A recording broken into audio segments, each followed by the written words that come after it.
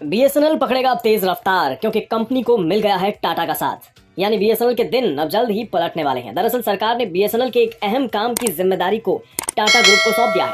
जैसे ही ये काम पूरा हो जाएगा तो टेलीकॉम सेक्टर के दिग्गज प्लेयर्स यानी जियो, एयरटेल और वोडाफोन आइडिया, इनकी परेशानी बढ़ सकती है।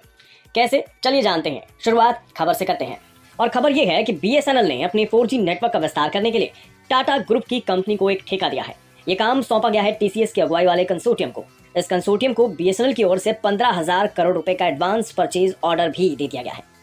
इस कंसोर्टियम में टेलीकॉम गियर निर्माता कंपनी तेजस नेटवर्क शामिल है। साथ ही बीएसएनएल ने सरकारी कंपनी आईआईटी लिमिटेड को भी एडवांस परचेज ऑर्डर का हिस्सा बनाया है और centre for development of telematics को भी टीसीएस के कंसोर्टियम का हिस्सा बनाया गया है। अब जल्द ही देश भर में बीएसएनएल के 4G नेटवर्क स्थापित करने की प्रक्रिया को भी शुरू कर दिया जाएगा। इस डील के तहत देश भर में लगभग 1 लाख टावर लगाए जाएंगे। ये डील पूरी होती है तो साल 2023 में आईटी सेक्टर की तीसरी सबसे बड़ी डील ये साबित होगी। इससे पहले 72.3 करोड़ डॉलर की डील यूके की कंपनी फिनिक्स ग्रुप और British retailer company mark and Spencer के बीच हुई थी। इस 15,000 करोड़ की बड़ी डील से एक बात तो साबित होती है कि सरकार बीएसएनएल को दोबारा पटरी पर लाने के लिए और दूरसंचार क्षेत्र की एक बड़ी कंपनी बनने के लिए अब कमर कस चुकी है। आप कहेंगे जिस कंपनी के पहले से ही बुरे हाल हैं वो क्या 4G में सेवाएं दे पाएगी? बात सही है, लेकिन इस बात का पता कंपनी को दिए रिवाइवल प्लान से भी आप लगा सकते हैं। जुलाई 2022 में ही केंद्रीय कैबिनेट ने बीएसएनएल के रिवाइवल पैकेज के रूप में 1.64 लाख करोड़ रुपए देने का ऐलान किया था।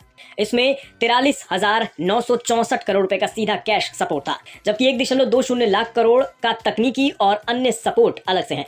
इस पैकेज में 3 प्रमुख क्षेत्र शामिल हैं। पहला तो बीएसएनएल की सर्विस की क्वालिटी को सुधारना, दूसरा बैलेंस शीट को मेंटेन करना और तीसरा फाइबर नेटवर्क के जरिए ब्रॉडबैंड को मजबूत बनाना। आप कहेंगे बाकी कंपनियां तो 5G पर आ गई, बीएसएनएल का 4G इन सब के बीच कैसे सर्वाइव करेगा? तो समझने वाली बात यह है कि भले ही प्राइवेट कंपनियां 5G सेवाएं देना शुरू कर चुकी हैं, लेकिन क्या वो आपकी उम्मीदों पर खरी उतर पा रही हैं? क्या वो अब तक पूरे देश में 5G सेवाएं देना शुरू कर चुकी हैं? वहीं अगर देश की सरकारी कंपनी 4G नेटवर्क के साथ आपके लिए सेवाएं लेकर आ गई तो क्या वो 5G सेवाएं देने वाली कंपनियों से बेहतर नहीं होगी?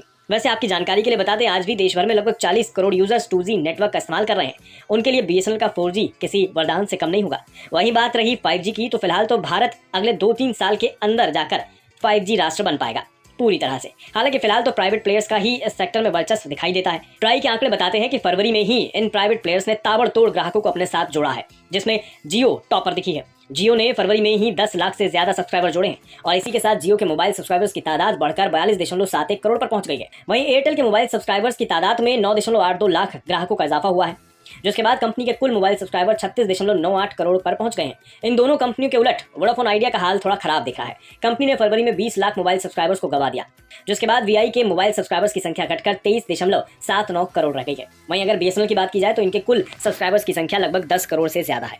भले ही अभी बीएसएनएल बाकी सबके मुकाबले पीछे नजर आ रही हो, लेकिन भविष्य में अगर बीएसएनएल की 4G सर्विसेज बेहतर ढंग से लोगों को सेवाएं देने में कामयाब रही तो इसमें सबसे बड़ा नुकसान वोडाफोन आइडिया को हो सकता है, क्योंकि पहले से ही वीआई के ग्राहकों पर खतरे की तलवार लटक रही है और अगर उनको बीएसएनएल के रूप में एक अच्छा ऑप्शन मिलता है तो जाहिर सी बात है वो ग्राहक बीएसएनएल की झोली में जा सकते हैं। और दूसरी तरफ अब भी देश की बहुत बड़ी आबादी 2G नेटवर्क्स पर सर्वाइव कर रही है, तो वहां भी बीएसएनएल का काम बन सकता है।